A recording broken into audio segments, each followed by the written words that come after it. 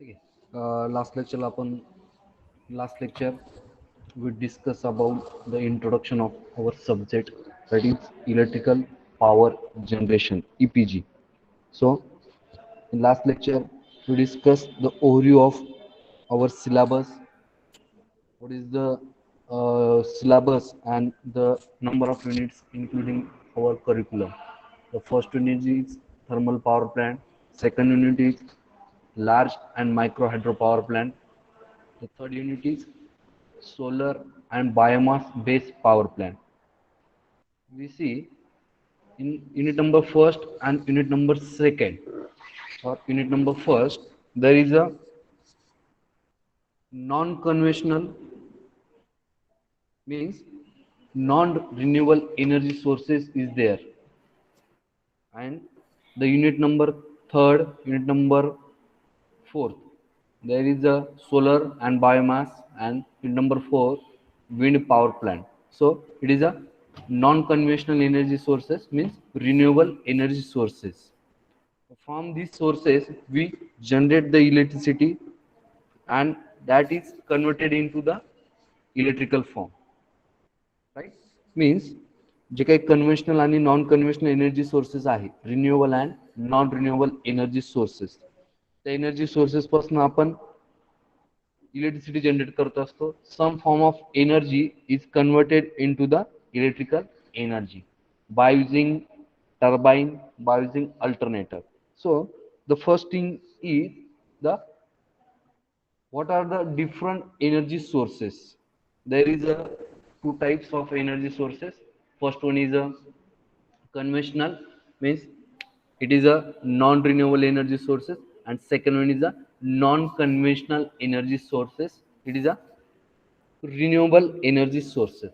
So what is the non conventional energy sources, what is mean by renewable energy sources?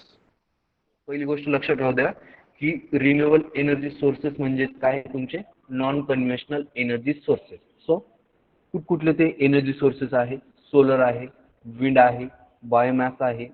ठीक आहे, हे तुमचे झाले रिन्युएबल एनर्जी सोर्सेस. तर रिन्युएबल एनर्जी सोर्सेसची जर कन्सेप्ट बघायला गेली तर जे सोर्सेस आपण रियूज करू शकतो, रिन्यू करू शकतो, ठीक आहे, किंवा ऍटमॉस्फिअर मध्ये ते मुबलक प्रमाणात उपलब्ध आहे, असे एनर्जी सोर्सेस म्हणजे तुमचे रिन्युएबल एनर्जी सोर्सेस. आणि second type is conventional energy sources, means it is a non renewable energy sources. So ते नॉन रिन्युएबल एनर्जी सोर्सेस कुठले आहे? पेट्रोल आहे, डिझेल आहे, कोल आहे, न्यूक्लिअर ॲटम्स आहे, ठीक आहे, पेट्रोलियम फ्युएल प्रॉडक्ट्स असतील, ठीक आहे, केरोसिन आहे.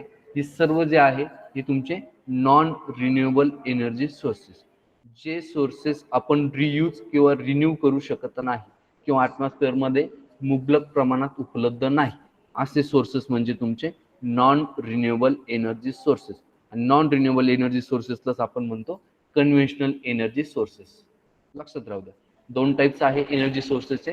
कन्व्हेन्शनल म्हणजे non renewable energy sources, non conventional म्हणजे रिन्युएबल एनर्जी सोर्सेस. ठीक आहे, हे दोन टाइप्स आहे. ते दोन्ही टाइप्स मध्ये कुठले सोर्सेस आहे ते पण आपण बघितलं.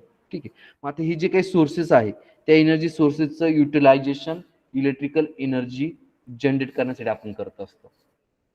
त्यासाठी आपण फर्स्ट युनिट बघणार आहोत, थर्मल पॉवर प्लांट. सो आता जे काही थर्मल पॉवर प्लांट जे टायटल आहे त्यामध्येच आपल्याला पूर्ण कन्सेप्ट क्लिअर होते. थर्मल एनर्जीचं कन्व्हर्जन आपण कशात करतोय? इलेक्ट्रिकल एनर्जी मध्ये. आता थर्मल पॉवर प्लांट मध्ये जो मेन एनर्जी सोर्स आपण यूज करतो तो आहे तुमचा कोळसा. ठीक आहे, सो कोल पासून आपण हीट जनरेट करत असतो, ती हीट आपण युटिलाइज करतो into the electrical energy. So त्याला आपण म्हणतो thermal power plant. So what are thermal power plants? So thermal power plant are also known as thermal power station. Thermal power plant ला आपण अजून काय म्हणू शकतो? Thermal power station. A thermal power station is a power plant in which heat energy is converted to electrical power, in which the prime mover is a steam drive. ठीक आहे, काय करतो आपण? जो काही कोल आहे तो कोल आपण बॉयलर मध्ये बर्न करतो. त्या बर्न केल्यानंतर त्या कोलपासून हीट एनर्जी जी जनरेट होते ती हीट एनर्जी आपण by using steam turbine, heat energy by using steam turbine ती आपण कन्वर्ट करतो मेकॅनिकल एनर्जी मध्ये. and that mechanical energy is converted into the electrical energy by using generator or alternator. ठीक आहे, लक्षात घ्या. पहिल्यांदा आपण जो काही कोल आहे, जो कोळसा आहे तो बर्न करून त्यापासून आपण हीट एनर्जी तयार करतो. ती हीट एनर्जी आपण बाय युजिंग स्टीम टर्बाइन तिचं कन्वर्जन आपण मेकॅनिकल एनर्जी मध्ये करतो. and that mechanical energy is coupled with our alternator or generator, and alternator or generator is converted mechanical energy into the electrical energy. ठीक है. So steam turbine means it is a mechanical device which converts heat energy into the mechanical energy. What is mean by steam turbine? It is a mechanical device which converts heat energy into the mechanical energy. आवाज येतोय ना माझा? Yes, sir. Okay. Yes, sir. Yes, sir. Okay. So that steam energy or that heat energy is converted into the mechanical energy by using steam turbine. Then the second device is a alternator or generator. Then what is meant by alternator or generator? So alternator or generator, it is a electrical device. It is a electrical device which converts mechanical energy into the electrical energy. ठीक आहे, दोन्ही concept clear झाल्या. Steam turbine काय करतं, heat एनर्जीचं conversion करतं mechanical energy मध्ये. Mechanical एनर्जीचं conversion electrical मध्ये करण्यासाठी आपण काय यूज करतो, it is a electrical device which converts mechanical energy into the electrical energy, called as turbine, sorry, it's called as alternator or generator. ठीक है. So the next is, therefore many thermal power plants are set up near coal or oil fields. आता आपल्याला suppose Nashik जिल्ह्यामध्ये किंवा नाशिकमध्ये जो Eklara power plant आहे, जो थर्मल पॉवर प्लांट आहे, जिथे 250 मेगावॅट 250 मेगावॅट आणि 250 मेगावॅट अशी 3 नंबर ऑफ युनिट्स आहे. 3 नंबर ऑफ युनिट्स म्हणजे काय, 3 टर्बाइन आहे. पहिलं टर्बाइन 250 मेगावॅट जनरेट करतं, second turbine 250 megawatt, third turbine 250 megawatt. Recently आता फक्त एकच युनिट चालू आहे जे 250 मेगावॅट ही जनरेशन करत असतं. ठीक आहे. सो ते जे काही युनिट आहे किंवा जो काही थर्मल पॉवर प्लांट आहे त्यासाठी लागणारा जो काही कोल आहे, कोळसा आहे, तो आपण खानदेशमधून आणत असतो bye rail transportation, by using rail transportation. So ते रेल्वे थ्रू त्या बोगीज आपण कोलच्या ह्या पॉवर प्लांट पर्यंत आणत असतो. सो जो काही ट्रान्सपोर्टेशन कॉस्ट जी आहे, खानदेशमधनं जो कोळसा आपण नाशिकमध्ये आणत असतो त्यासाठी लागणारी जी काही ट्रान्सपोर्टेशन कॉस्ट आहे ती त्यामध्ये ऍड होते. आणि त्यानंतर पण जनरेशन करण्यासाठी, पर युनिट जनरेशन करण्यासाठी लागणारा जो काही चार्जेस आहे तो वेगळा. सो जी काही ट्रान्सपोर्टेशन कॉस्ट आहे ती रिड्यूस करण्यासाठी आपण जनरली काय करतो असतो, जो थर्मल पॉवर प्लांट आहे तो कोल माइन म्हणजे जिथे कोळशाच्या खाणी आहे अशा ठिकाणी शक्यतो आपण थर्मल पॉवर प्लांट हा काय करतो असतो, इन्स्टॉल करतो असतो किंवा सेटअप करतो असतो. का बरं, तर ही जी काही ट्रान्सपोर्टेशन कॉस्ट आहे, कोळसा आपण एका जागेवरून दुसऱ्या जागेवरती जो काही ट्रान्सपोर्ट करतो असतो ती कॉस्ट वाचवण्यासाठी आपण हे करत असतो की जनरली तुमचा थर्मल पॉवर प्लांट हा which is located near to the coal mines, कोळशाच्या खाणी जवळ. ठीक आहे. सो हा एक पॉईंट लक्षात राहू द्या. Next point is a fossil fuel like coal, oil, natural gas are burned in the boiler. Hot flue gases thus generated are used to heat the feed water. ठीक आहे, लक्षात घ्या. हा जो काही कोल आहे तो कोल प्लांट मध्ये आल्यानंतर तो क्रश वगैरे करून तो आपण बॉयलर मध्ये बर्न करतो. ती हीट एनर्जी आपण त्या बॉयलर मधनं घेतो आणि ती कुठे देतो, तुमच्या वॉटरला, फीड वॉटरला. त्या फीड वॉटरला दिल्यानंतर त्यापासून तयार झालेली जी काही स्टीम आहे, सुपर हिटेड स्टीम आपण त्याला म्हणतो. त्याला काय म्हणतो आपण, सुपरहिटेड स्टीम. की सुपरहिटेड स्टीम आपण कुठे देतो? स्टीम टर्बाईनला. ठीक आहे. A superheated steam is generated, this steam under high pressure, then expanded in a steam turbine to rotate the turbine. ठीक आहे. ती सुपरहिटेड स्टीम काय करते? त्या टर्बाईनला रोटेट करते. टर्बाईनला रोटेट करते म्हणजे काय होतं? मेकॅनिकल एनर्जी जनरेट होते, म्हणजे in the form of revolution. So ती रोटेटिंग जे काही स्टीम टर्बाईन आहे त्याचा जो शाफ्ट आहे तो कपल कुठे केलेला असतो? तुमच्या अल्टरनेटर शाफ्टशी. आणि तो स्टीम टर्बाईनचा शाफ्ट फिरला म्हणजे तुमचा कपल केलेला अल्टरनेटरचा शाफ्ट पण काय होतो? रोटेट होतो. आणि तो रोटेट झाला तर मेकॅनिकल एनर्जी कन्व्हर्जन कशात होतं? इलेक्ट्रिकल मध्ये. पुढे बघा. Turbine is coupled with generator. Turbine is coupled with generator. Steam turbine कुठे कपल असतं? Alternator or generator. When turbine rotates, generator also rotate and produce electricity. This arrangement of coupling turbine and generator is called as turbo alternator. जे arrangement असते turbine आणि alternator जे आपण connect करतो किंवा couple करतो त्या सर्व अरेंजमेंटला आपण काय म्हणतो? Turbo alternator. ठीक आहे. आता हे जे आहे ना, हे तुम्हाला ब्लॉक डायग्राम मध्ये व्यवस्थित समजेल. आपण ज्यावेळेस लेआउट बघू थर्मल पॉवर प्लांटची layout, the layout of thermal power plant and the construction and working principle of thermal power plant, त्यामध्ये सर्व क्लिअर होईल. आता फक्त आपण बेसिक कन्सेप्ट जे आहे, how to generate the electricity by using coal और by using thermal power plant, ते आपण फक्त बेसिक बघितलं. ज्यावेळेस आपण ब्लॉक डायग्राम, कन्स्ट्रक्शन डायग्राम ज्यावेळेस आपण बघू त्यावेळेस ते बाकीच्या कन्सेप्ट लक्षात येईल. ठीक आहे. आता त्या पुढचा पार्ट आहे तुमचा site selection for thermal power plant. ठीक आहे. आपण कुठलं पण काही करत असतो, एखादी इन्स्ट्रुमेंट, एखादा मशीन जर आपण करत असतो किंवा आपण साधं आपलं घर जरी बांधत असतो, ठीक आहे, किंवा अजून काही कन्स्ट्रक्शन करत असतो, तर त्या वेळेस आपण सर्वप्रथम आपण जे काही साईट आहे किंवा लोकेशन आहे, कुठल्या जागेवरती आपल्याला जे काही कन्स्ट्रक्शन आहे ते करायचं आहे, तर त्यासाठी आपण साईट सिलेक्ट करत असतो. तर साईट सिलेक्ट करत असताना आपण भरपूर फॅक्टर आपण कन्सिडर करत असतो. आपल्याला घर जरी बांधायचं असेल तर आपण असा विचार करतो की घर अशा ठिकाणी पाहिजे की त्या ठिकाणी आपल्याला ज्या काही मूलभूत गरजा आहे आपल्या, तर त्या आपल्याला या ठिकाणी उपलब्ध झाल्या पाहिजे. फॉर एक्झाम्पल पाणी. ठीक आहे. त्यानंतर ट्रान्सपोर्टेशनसाठी रोड असेल, रेल्वेज असेल, तर जे काही ट्रान्सपोर्टेशनसाठी लागणारे जे काही आहे ते आपल्याला त्या ठिकाणी उपलब्ध झालं पाहिजे. त्यानंतर मेन तुमचं जे काही वीज आहे, मूलभूत गरजामध्ये आपला अन्न, वस्त्र, निवारा, हा ठीक आहे, तर ते जी काही वीज आहे, इलेक्ट्रिसिटी आहे, तर त्या लोकेशनला आपल्याला इझिली अवेलेबल झाली पाहिजे. किंवा आपल्याला काही जर मार्केटमधून जर काही आपल्याला शॉपिंग करायचं असेल तर जवळ आपल्याला मार्केट सुद्धा अवेलेबल पाहिजे, असं लोकेशन पाहिजे.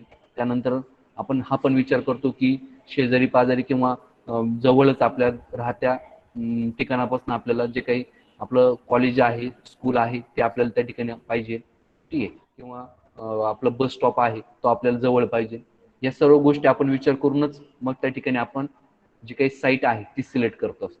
त्याच पद्धतीने ज्यावेळेस आपण थर्मल पॉवर प्लांट हा इन्स्टॉल करत असतो, ठीक आहे, सेटअप करत असतो, तर तो सेटअप करत असताना काही साईट सिलेक्शन फॅक्टर्स आहे ते आपण पहिल्यांदा सिलेक्ट करत असतो. त्यानुसारच आपण थर्मल पॉवर प्लांटची जी साईट आहे ती सिलेक्ट करत असतो. तर आता हे साईट सिलेक्शन फॅक्टर कुठले आहे ते आपल्याला बघायचं आहे. So first one is a land requirement. ठीक आहे. तर प्लांट लोकेट करत असताना, सेट करत असताना आपल्याला जागा किती लागेल त्याचा आपण विचार पहिल्यांदा करत असतो. So land requirement. The land for thermal power plant should B large so that the present installation and future expansion of plant can be easily done. ठीक आहे. सो साईट सिलेक्ट करत असताना आपल्याला मुबलक प्रमाणात जागा त्या ठिकाणी अवेलेबल पाहिजे. कशासाठी?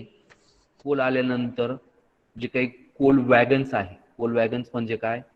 रेल्वेच्या बोगी ज्यामध्ये आपला कोल येतो. सो तो कोल वॅगन्स आहे, त्या कोल वॅगन्स अनलोडिंग करण्यासाठी, कोल वॅगन्स अनलोड करण्यासाठी, तर तो अनलोड करण्यासाठी जी जागा लागते, कोळसा साठवण्यासाठी तर ती जागा. त्यानंतर कोल आल्यानंतर त्यावरती आपण काही ऑपरेशन करत असतो. चांगल्या क्वालिटीचा कोल आपण सिलेक्ट करत असतो. आल्यानंतर तो कोलची जी साईज आहे ती युनिफॉर्म करत असतो. ठीक आहे. मोठे जे काही कोल असतात त्याला आपण क्रश करून एका युनिफॉर्म साईजमध्ये आपण कोल करत असतो. त्यानंतर त्यामध्ये जर काही इम्प्युरिटीज असतील, काही जर इम्प्युरिटीज असतील त्या, ठीक आहे. तर हे जे सर्व ऍक्टिव्हिटी होतात, त्या ऍक्टिव्हिटी होणारे जे जे लोकेशन आहे, तर त्याला आपण म्हणतो कोल हँडलिंग प्लांट. काय म्हणतो? Coal handling plant. कोल वॅगनमधनं आल्यापासनं तर त्यावरती ज्या काही ऍक्टिव्हिटी केल्या जातात त्या सर्व कुठे केल्या जातात? Coal handling plant. So coal handling प्लांटसाठी आपल्याला जागा लागते. त्यानंतर पुढची जागा कशासाठी लागते? बॉयलर. त्यानंतर परत बॉयलरमधनं कोळसा बंद झाल्यानंतर त्यानंतर तुमची जी काही ॲश आहे, ॲश म्हणजे काय? राख. कोळसा जळाल्यानंतर उरलेली जी ॲश आहे तर ती ॲश हँडलिंग प्लांटमध्ये जाते. त्यामध्ये ती जी काही तयार झालेली ॲश आहे, जी राख आहे, तिच्यावरती त्यापासून आपण काहीतरी रिप्रॉडक्ट तयार करत असतो. त्यासाठी ती ॲश आहे ती कलेक्ट केली जाते आणि त्या ॲशवरती जे ऑपरेशन केलं जातं त्या प्लांटला म्हणतो ॲश हँडलिंग प्लांट. तर त्यासाठी लागणारी जागा. मग हे सर्व विचार करून जेवढी आपल्याला रिक्वायरमेंट आहे जागेची, सो तेवढी जागा आपल्याला त्या ठिकाणी मुबलक प्रमाणात उपलब्ध पाहिजे. ठीक आहे, हे झालं जागेचं. त्यानंतर भविष्यात सपोज आता आपण 250 मेगावॉटचा प्लॅन त्या ठिकाणी सेट करतो आहे, पण आपल्याला भविष्यात जर प्लांट एक्सपांड करायचा आहे, वाढवायचा आहे, एक्सपान्शन करायचं आहे, 250 मेगावॅटला आपल्याला जर 500 मेगावॅट करायचं आहे, अजून एक टर्बाईन आपल्याला त्या ठिकाणी रन करायचं आहे, तर भविष्यात एक्सपान्शनसाठी सुद्धा जागा त्या ठिकाणी अवेलेबल झाली पाहिजे. अशी जागा आपण त्या ठिकाणी जनरली सिलेक्ट करत असतो. Cost and bearing capacity of land also plays important role while selecting a site for thermal power plant. Cost and bearing capacity. ठीक आहे. तर आपण जमिनीची पहिल्यांदा खात्री करत असतो. आपल्याला जर 6 मजली 7 मजली जर अपार्टमेंट किंवा सोसायटी किंवा बिल्डिंग जर कन्स्ट्रक्ट करायची असेल तर पहिले आपण त्या साईटचं किंवा त्या जमिनीचा आपण अभ्यास करत असतो. ठीक आहे. त्यानुसार आपण जे काही प्लिंथ म्हणतो आपण, ठीक आहे, तो बॉटम आपण त्या पद्धतीने कन्स्ट्रक्ट करत असतो. तर त्यासारखंच आपल्याला थर्मल पॉवर प्लांटमध्ये ज्यावेळेस प्लांट आपण इन्स्टॉल करतो असतो, लोकेट करत असतो, तर आपण जी काही लँड आहे, ठीक आहे, किंवा तिची बेरिंग कॅपॅसिटी किती आहे, त्यावरती कशा पद्धतीचं कन्स्ट्रक्शन आपल्याला करावं लागेल, तर ह्या सर्व गोष्टींचा विचार आपण त्या ठिकाणी करत असतो. Then second part is a water supply. Site should be near to the river so that water required for the ash disposal, boiler field water, cooling and circulating water for condenser should be available easily. Site select करत असताना आपण water जी काही requirement आहे वॉटरची, कशासाठी water लागतं? Heat generate झाल्यानंतर आपण ज्यावेळेस स्टीम तयार करतो तर त्यासाठी वॉटर लागतं. त्यानंतर ॲश, तुम्हाला मागे सांगितलं ॲश म्हणजे तुमची राख, तर ती डिस्पोज करण्यासाठी आपल्याला वॉटर लागतं. या सर्व गोष्टींसाठी लागणारं जे वॉटर आहे तर तिची जी काही रिक्वायरमेंट आहे वॉटरची ती फुलफिल झाली पाहिजे. सो आपण generally site should be near to the river, म्हणजे ज्या ठिकाणी आपल्याला वॉटर इझिली अवेलेबल होईल अशा ठिकाणी आपण प्लॅन्ट जनरली लोकेट करत असतो. त्यानंतर नेक्स्ट पार्ट आहे तुमचा fuel supply. Plant should be near to the coal mines because cost of transmission of electricity less than the cost of transportation of fuel. Transmission cost जेवढी लागते आपल्याला ती as compare to transportation कमी असते. ठीक आहे. मगाशी मी तुम्हाला सांगितलं की कोल ट्रान्सपोर्ट करण्यासाठी जी काही ट्रान्सपोर्टेशन कॉस्ट आहे ती खूप लागते. सो जनरली आपण काय करतो, आपल्याला फ्युएल ज्या लोकेशनला इझिली अवेलेबल होईल असं लोकेशन आपण सिलेक्ट करत असतो. ठीक आहे. तर जो काही कोळसा आहे जो आपल्याला जवळ ज्या ठिकाणी असेल अशा ठिकाणी आपण प्लांट हा लोकेट करत असतो. So plant should be near to the coal mines. ठीक आहे. कोळशाच्या खाणीच्या आसपास किंवा जिथून आपल्याला इझिली कोळशाची ट्रान्सपोर्टेशन करता येईल असं आपण लोकेशन त्या ठिकाणी सिलेक्ट करत असतो. Ash disposal facility. तयार झालेली जी काही ॲश आहे तर ती डिस्पोज करण्याची फॅसिलिटी पाहिजे. Making ash ponds is a part of installation of plant. ही जी काय ॲश डिस्पोजल फॅसिलिटी आहे ही आपल्याला आधीच विचार करावा लागतो की ज्या ठिकाणी आपण प्लांट इन्स्टॉल करणार आहे त्या ठिकाणी आपल्याला ॲश डिस्पोज करता आली पाहिजे. Enough space should be there, ash ponds and water supply should available for it. ठीक आहे.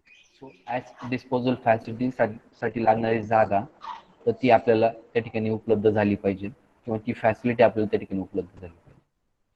त्यानंतर नेक्स्ट पार्ट आहे transportation facility. For fuel supply, road and railway links locate near coal mines because if quality of coal is poor, transportation of coal is costly. ठीक आहे. मग अशी सांगितलं का आपलं जे काही एकलारा पॉवर स्टेशन आहे तर त्या ठिकाणी कोळसा कुठल्या वेने येतो? रेल्वेने. वॅगन मध्ये, कोल वॅगन मध्ये, रेल वॅगन मध्ये तुमचं ते कोळसा त्या ठिकाणी आपण ट्रान्सपोर्टेशन करत असतो. सो रेल्वेज असेल किंवा रोडवेज आहे तर ती फॅसिलिटी त्या प्लांट जवळ अवेलेबल पाहिजे. शक्यतो कोल माइन जवळच तुमचा जर प्लांट असेल तर ट्रान्सपोर्टेशन जी कॉस्ट आहे ती आपली काय होते? रिड्यूस होते. हा एक पॉईंट आहे. त्यानंतर लास्ट पॉईंट आहे एन्व्हायरमेंट रिक्वायरमेंट्स. त्यामध्ये thermal power plant produce lot of pollution. बरोबर आहे की ज्यावेळेस आपण कोळसा बर्न करतो तर त्या बनणं जी काही स्मोक आहे, स्मोक पार्टिकल, एक सॉलिड ॲश असते आणि गॅसेस फॉर्म मधले ॲश असते. सॉलिड ॲश म्हणजे काय? जी राख आहे तिला आपण सॉलिड ॲश म्हणतो. आणि गॅसेस फॉर्म मधले काय? तर जे पार्टिकल एकदम लाईट वेट आहे, जे हवेत उडून जातात किंवा आपण थ्रू चिमणी ते एन्व्हायरमेंट मध्ये आपण टाकत असतो तर त्याला म्हणतो आपण गॅसेस फॉर्म मधली ॲश. तर ती जी काही ॲश आहे ते पोल्युशन करतो. ठीक आहे, प्रदूषण करतो. So ash ponds may be produce water and air pollution.